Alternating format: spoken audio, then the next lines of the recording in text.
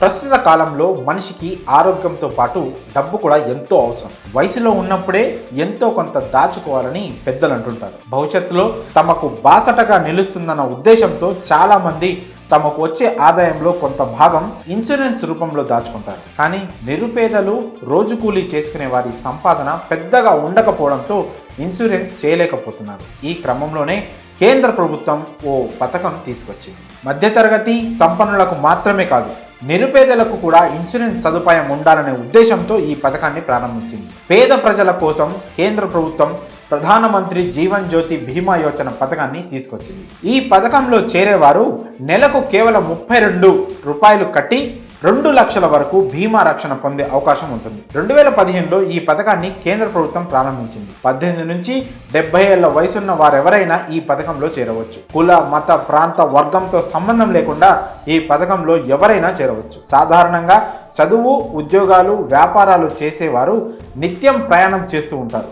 ఇలాంటి వారు ఈ పథకంలో చేరితే చాలా మంచిదని అంటున్నారు. అతి తక్కువ ప్రీమియంతో కుటుంబ భద్రత పొందవచ్చు. ప్రధానమంత్రి జీవన్ జ్యోతి బీమా యోజన పాలసీ తీసుకున్న తర్వాత ప్రమాదం, అనారోగ్యం వంటి కారణాలతో చనిపోతే నామినీకి 2 లక్షల వరకు బీమా వర్తిస్తుంది. పాలసీదారుడు తన మరణం తర్వాత కూడా కుటుంబాన్ని ఆర్థికంగా రక్షణ ఇవ్వగలుగుతాడు.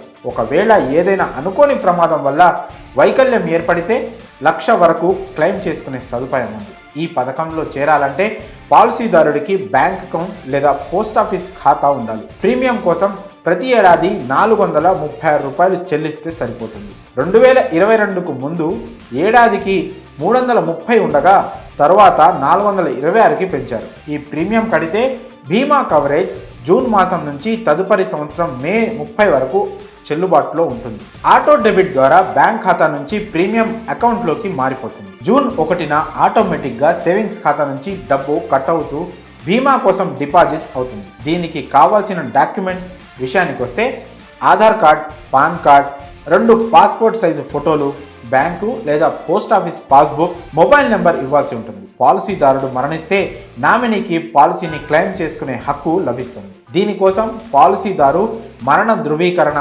వ్యక్తిగత రుజువు, నామినీ ఐడి డాక్యుమెంట్స్ సబ్మిట్ చేయాల్సి ఉంటుంది. ప్రమాదంలో వికలాంగులైతే హాస్పిటల్ బిల్స్ చూపించి క్లెయిమ్ చేసుకోవచ్చు. నెలకు కేవలం 32 రూపాయల చొప్పున ఏడాదికి 436 రూపాయలు కట్టడం ద్వారా 2 లక్షల వరకు